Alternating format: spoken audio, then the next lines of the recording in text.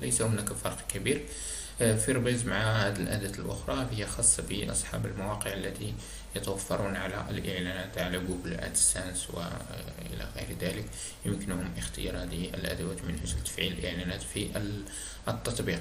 انت التطبيق موجه للتلاميذ والإعلانات ممنوعة، بخصوص يعني التطبيقات المواقع التعليم عن بعد للمؤسسة طبعا. دونك من الأفضل عدم تفعيل هذه الخاصية. الأداة الأخيرة هي الخاصة بتحميل التطبيق. سأريكم الآن كيف نقوم بتحميل التطبيق. دونك عندما نقوم بالوصول إلى هنا يمكننا الضغط بشكل مباشر على هذه الأداة في الأخيرة. هنا تظهر بأنها مفعلة. أنتم عندما تقوم بنا ببداية التطبيق، لأنه قمنا ببداية التطبيق وأتممناه في هذه الحصة، لذلك تظهر هنا مفعلة.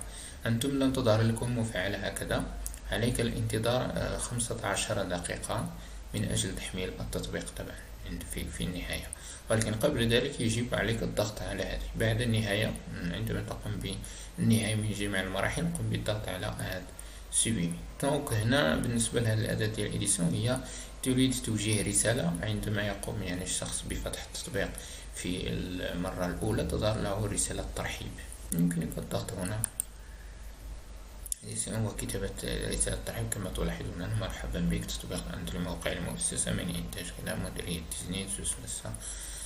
قم بكتابة هذه. ويمكنك كتابة باستعمال اللغات طبعا HTML، ووضع الكود هنا من جديد كما شرحنا سابقا. في حالة تريد إضافة صفحات، مثلا صفحات الخصوصية يتصل بنا، قم بأخذ كود HTML الذي قمنا بشرحه في الدورة التكوينية السابقة، ثم قم بالضغط على بوضعه هنا، بالضغط على سيف، أو قم بكتابته بشكل مباشر.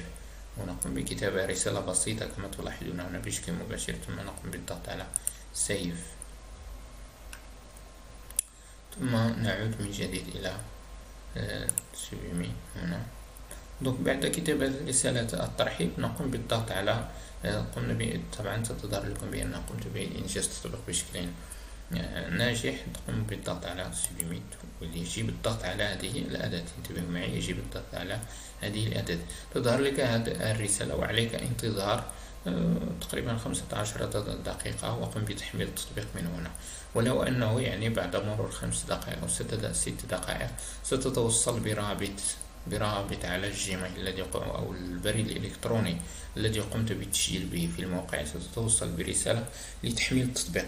من وجهة نظري لا تقوم بتحميله حتى بعد مرور 15 دقيقة على الأقل، ليتم إنجاز التطبيق من طرف الموقع بشكل جيد وبدون أخطاء طبعا. وطبعا يعني هنا هذا الموقع يوفر لك مساحة يمكن يعني إنجاز ما تريد من التطبيق.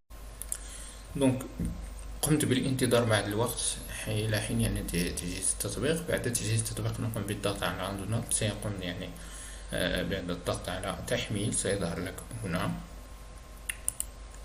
بعد لازم تقوم بوضعه في هنا في الأداة، وسيظهر لك على هذا الشكل. دونك بعد أن يقوم بالإظهار على هذا الشكل، يمكنك طبعا يعني تحميله على بلاي ستور أو وضعه في الهاتف بشكل مباشر. عندما سنقوم بوضعه في الهاتف المشاكل، يلزمنا تفعيل يعني تثبيت تطبيقات من خارج بلاي ستور، يعني من مصادر مجهولة. سأريكم الطريقة بعد قليل عبر الهاتف. طبعا سأريكم الطريقة عبر الهاتف بعد قليل. الآن سنقوم بالشرح فقط كيف نقوم بتحميل يعني تحميل التطبيق على بلاي ستور، رفع التطبيق على بلاي ستور. دونك لرفع التطبيق على بلاي ستور نقوم بالذهاب إلى خانة البحث، يعني جوجل. نقوم بكتابة بلاي ستور، هي تظهر هنا بلاي ستور الخاص بالمطورين. بعد نقوم بكتابة جوجل بلاي ستور، نقوم باختيار هذه الأداة جوجل بلاي كونسول، يعني الخاصة بأداة المطورين. طبعا هذه الأداة ستطلب منك طبعا نقوم باختيار يعني البريد الذي نشتغل عليه الآن.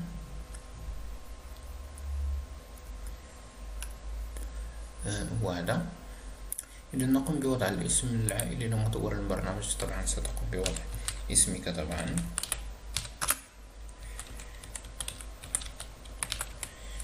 عنوان البريد الإلكتروني، نقوم بوضع البريد الإلكتروني الذي نشتغل عليه الآن.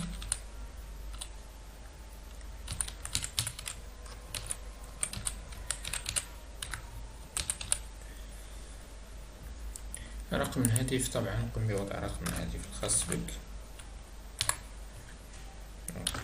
طبعا الاهتمام، طبعا قم بوضع رقم الهاتف الخاص بك. تقوم باختيار هذه الأدوات، ثم تقوم باختيار سيلزمني إدخال رقم الهاتف. دونك يجب علي إدخال رقم الهاتف أي كان. دونك واخا ممكن بلس 212.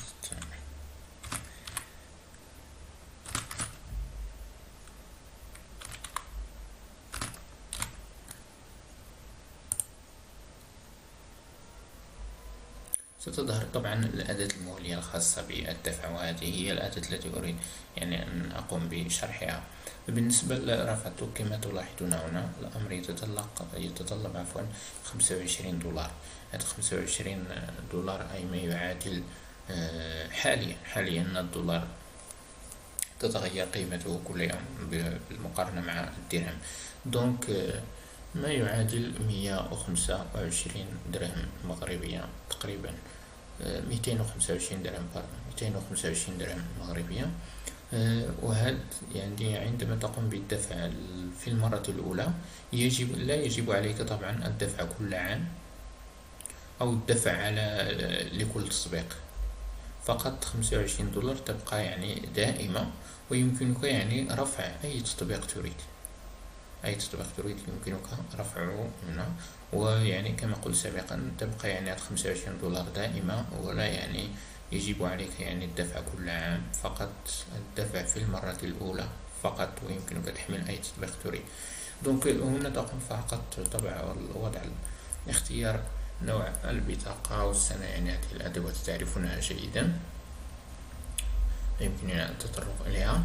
بعد ذلك يقوم طبعا يطلب منك رفع التطبيق، وطبعا إدخال المعلومات الخاصة بالتطبيق وبالخصوص يعني بعض الصور الخاصة بالتطبيق. قم يعني بعد تثبيته في الهاتف، والذي سأريكم الآن كيف نقوم بتثبيته في الهاتف. قم باختيار يعني بعض الصور باستعمال طريقة بسيطة ديال السكرين ديال الهاتف، وقم باختيار على الأقل يطلب منك 7 صور خاصة بالهاتف خاصة بالتابلت. قم باختيار هذه الصور الخاصة بالهاتف، وقم بتحميلها بالخاصة أيضا باختيارها بالنسبة للوحات الإلكترونية كذلك، وإدخال المعلومات الخاصة بالتطبيق.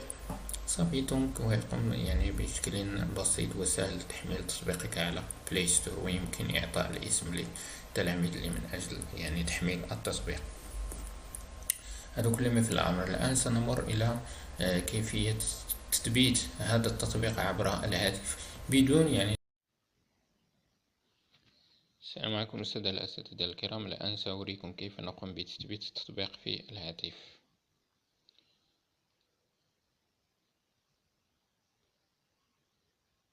هذا هو التطبيق كما تلاحظون هنا، هذا هو التطبيق. سنقوم بالضغط عليه.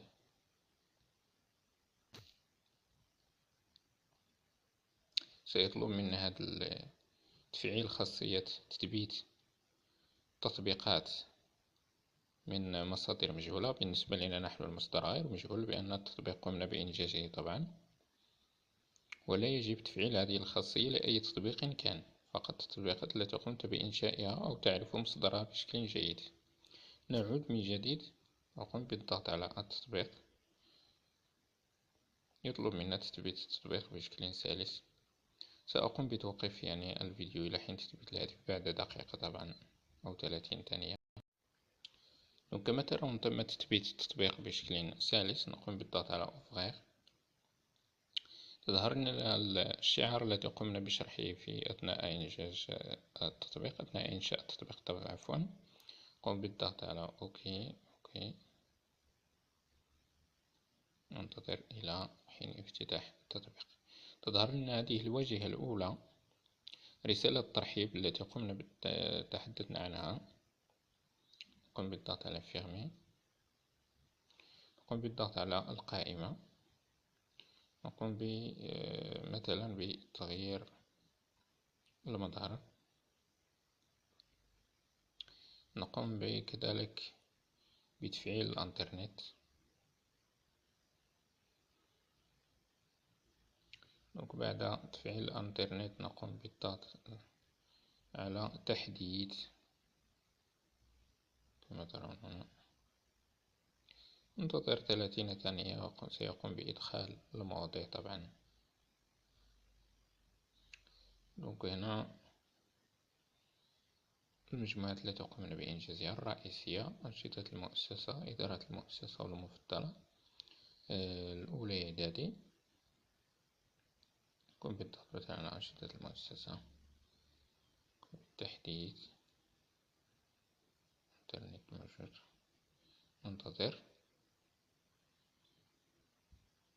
أولى إعدادي كما ترون هنا المواد التي قمنا بإنجازها: الرياضيات، فيزياء، علوم الحياة والأرض، الفرنسية، العلوم الاجتماعية إلى غير ذلك. ثانية إعدادي كذلك، ثالثة إعدادي، ومواقع التواصل الاجتماعي التي قمنا بشرحها مسبقا. ننتظر. كما تلاحظون تم إدخال يعني المواضيع 445 موضوع.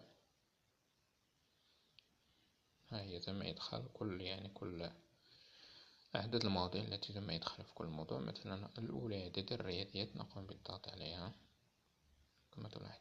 يا إما إظهار الصور، فقط الإنترنت بطيئة نوعا ما. هي تظهر الصور الآن. كذلك القناة التعليمية، نتحدث عنها، تلاحظون هنا بشكل مباشر. هذا كل ما في الأمر بخصوص الإعدادات.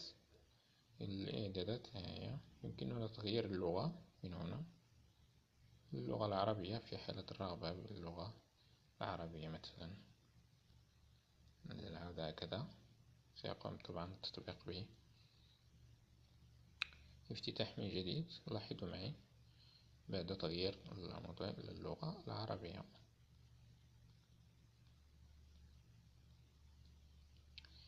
هذا كل ما في الأمر السادة الأساتذة الكرام.